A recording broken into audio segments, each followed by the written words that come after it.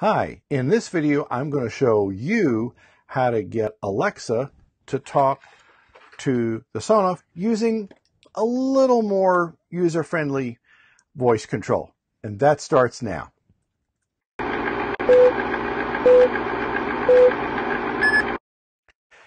I'll be the first to admit, and this is no criticism against Sonoff, and it would be nice if Alexa gave you some additional options, but telling the garage door to turn on and off, to open and close it, it's not the easiest thing in the world. And I've tried, and apparently the existing APIs, for lack of a better phrase, just simply don't offer a lot of options. So I tell you what we're going to do. We're going to walk through using IFTTT and Alexa and the eWelink skill. Now, this is going to assume several things. Number one, if you've got an Amazon Echo, you've already got your login ID and everything set up there. All this is pretty much going to center around IFTTT, but really it's very straightforward, and it's the steps to do this are in the description for this video. And before I get too far down the path, thank you everyone who has been subscribing to the channel. That means a lot to me. That says you're getting some value out of the videos, and you like we say, and I've got more coming. Just to kind of get the ball rolling, the good folks at JBL are sending me one of their JBL Link 300s. I should have that here in the next few days. The big thing is that's going to give us a hardware device to talk to Google Assistant outside of Google's offerings. So I'm anxious to get that in place, and they've been great to work with me. So that's moving forward. I've also had a question come in from one of you asking how to get a particular music service to work with Alexa. I've already got that worked up, and that'll be the next video that I do. Probably will get it done tomorrow. But anyway, on to the process. If you've not worked with IFTTT, basically it's a third-party intermediary service, and it stands for if this then that, and it allows you to get different pieces that don't have native integration to work together. At least it gives you a shot at it. You've already seen me use IFTTT, or IFT, we'll probably just start saying that for a shortener, to get things like Cortana to talk to Sonoff. Well, now we're going to take it in a little bit different path, and that's getting Alexa to talk to Sonoff with a little more user-friendly command structure. It's not as seamless as I would like, but it beats saying turn off garage door, turn on garage door. So it's an option, and I wanted to present that to you because sometimes, one's a little more palatable than the other, or easier to remember. So what we're going to assume at this point is you've already got your account on IFTTT. So that's one. And please, when you create that account, do it in a password manager and create a unique password at a minimum for IFTTT. Two, that you have your Amazon Alexa account linked as a service within IFTTT. And again, please have a different password for your Amazon Alexa account. So that's two. Now, the third one is getting Sonoff tied into IFTTT.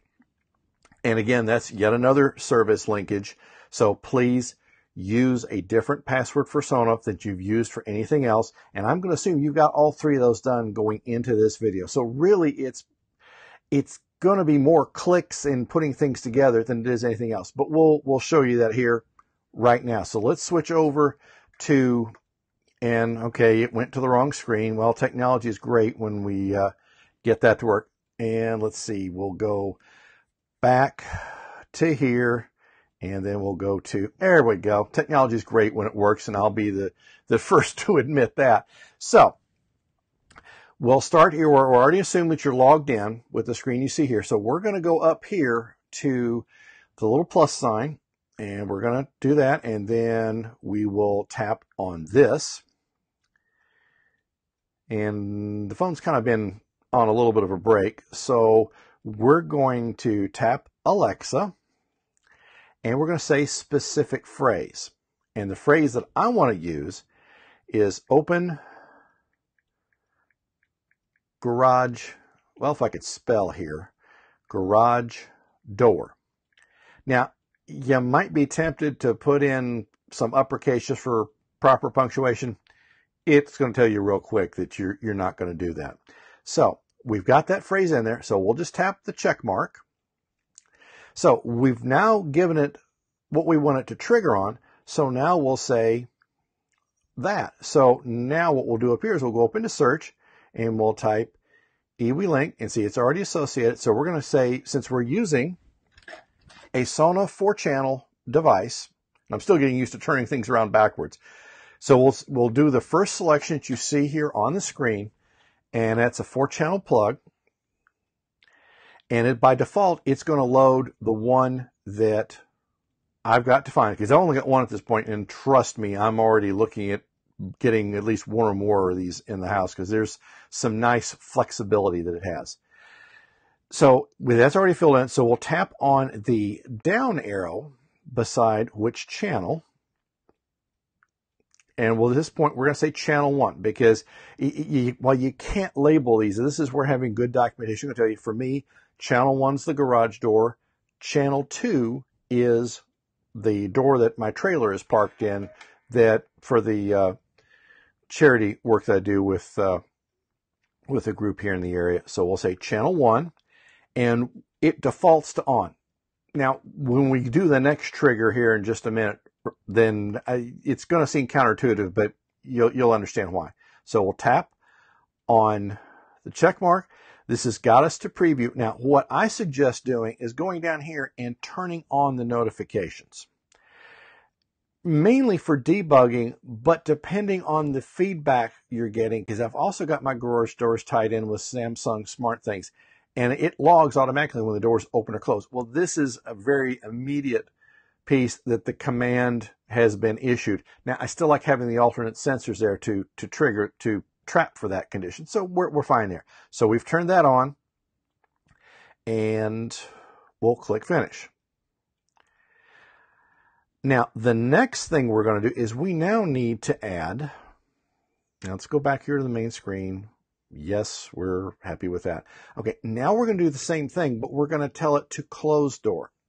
So we'll go back to this, we'll select Amazon, and then we will say specific phrase, and we will do close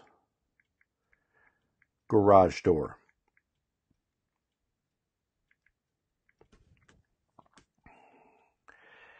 And we'll just get the keyboard out of the way. So we'll tap on the check mark.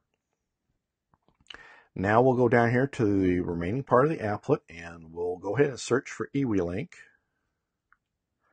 And the 4-channel plug again, just like we're used to. And it's already filled in the one that I've got defined here. So now we'll go down to channel. We'll say channel 1 again. Now, this is where you would think to tell it that you want to turn it off. Actually, we've got to leave this on, because it doesn't work if you tell it off. And here's why. And let's go ahead and complete that. We'll go to the Applet preview, and we'll turn on notifications, and we'll tap finish. Okay, and I think it always wants to give you recommended stuff, and we don't need that at this point. So you see we've got the 2 triggers defined for what we just set up. Now, here's why it's important to remember that when you're doing the off trigger, or the close trigger rather, that you don't want to set it to off. Because remember, on this one, we turned on inching mode. Inching mode is, think of another way, is it's a temporary relay state. As soon as it applies power, I'll get it out here in a moment, to the relay. And remember those switches we set for the duration. Once the relay has energized for 1 second, it's going to drop back out. So we don't want it laying on permanently, because that could cause potential damage to your garage door controller, and none of us wants that. So that's why we have to have that off one, the one to close the door, still set to on. And that's just, it's more giving you a command that you can easily open and close doors. So now we're going to do, let me get back here to this screen, and I'm going to drop my graphic for just a second here, and we will go to the Alexa app. And I'm going to hold this up so you can see it trigger, and you'll be watching for channel 1 over here. And we'll tap the icon. Alexa, trigger open garage door. Sending that to IFT. See, it just changed state, and then we should see an alert come through on the phone here in just a second. Sometimes it's a little bit of a lag. So we'll test the other side of it now. Alexa, trigger close garage door. Sending that to IFT. So, see, both sides of it work. So it's very straightforward. Oh, I know why this one is not alerting us. I'm bouncing one SIM card between 2 phones, and to do this work, I did not put the SIM card back in. So my other phone outside the studio is now complaining because it's getting multiple alerts coming through. Well, you know what? It's a phone. It'll get over it. So this is, at least it gives you an option to opening and closing the garage door with a little more friendly syntax instead of just saying turn door on, turn door off. At least this way you can say, granted you have to say Alexa and trigger, which then now gives you an easy way for those of you who have the ROAV Viva to now open and close the garage door via voice. And that's something else I'll be checking functionality on, but I have no reason to doubt that that's not going to work. And then once I'm satisfied with all the testing, then we'll actually go to hardwiring it. And remember what we talked about earlier, and I'll flip this little door up here. You'll be tying in to the first two inputs here, or the places where the wires will go in, that you're paralleling with your garage door controller, because you want to use the ones that are labeled common and normally open, because the relay is not, you want it to very briefly energize and then drop back off so that the garage door doesn't know any different. And other than that, I mean, this little box on the wall, and you've got the ability to control multiple garage doors. Folks, even if you only have one, of course, if you only have one, you would still need to use the Sonoff 4-channel Pro Rev2, because it's got the inching option. I've not seen that inching option on the other Sonoff devices, and maybe it's just something that I've overlooked. So this gives you an idea of what you're looking at. Again, it's very straightforward. I've got links in the description for all the devices I've talked about. It is, I mean, for about $30, and that's been the average price I've been seeing the Sonoff 4-channel go for. And one of you has already bought it through the affiliate link, so thank you very much, because every bit goes to help fund the equipment I've been having to buy lately for this channel, because sometimes I just, I can't get it loaned or I can't get it given to me. So, I want to do some nice videos for everybody here and help you feel a little more comfortable that you're not blazing brand new territory that nobody's ever done. And again, if you have any questions, please reach out to me. I'm more than happy to see what I can do to walk through a video for you to help make this a little bit easier, and at least let you know what I ran into, because every company I deal with, I've told them, I said, if I run into a problem with your product, step one is I do not write bad things about the product, with one exception. I will come to the vendor first and make sure it's not something I'm doing wrong, or maybe I found something that they didn't see. I just don't do that. We all have too much going on to be going through that process. Now, if they can't do anything, I will let you know what I found so that you at least have an idea of the caveats, which is why I looked at IFTTT and Alexa, Madame A, to trigger the Sonoff, so that it gives you an alternate command structure to go to. Now, hopefully at some point, Amazon will make that available for other devices connecting to them. Right now, not on the drawing board, and I've reached out to Amazon several times asking to get some sort of a roadmap. So far, I have not gotten a response from them. So I'm getting about to the time limit on the videos that I'm doing. So you see, it's very straightforward on what to do. We'll just go back here briefly, and well, actually, that's not the screen you want to see. We'll go up here and go to IFT. So you can see the triggers that we done. It took 2 triggers, and technically, you could do it with one. You just have to say, open the door when you really want to close it. And that's why, just for convenience and consistency, I came up with a second trigger that just has a different keyword structure. Now, it is entirely possible that we could do this with one, and let's try this. I'll go into this trigger and we'll turn it off. And then we'll go into this trigger and we'll say settings and specific phrase. Let's see if it will let us. Okay, it looks like we can't make a change. Okay, once we have, this is the downside. Once we have defined that trigger, we cannot go modify it. So let's just go back here. We'll turn this trigger off. And then we'll go back here and we will tap on Alexa, say specific phrase. We will say open garage door, if I could spell here.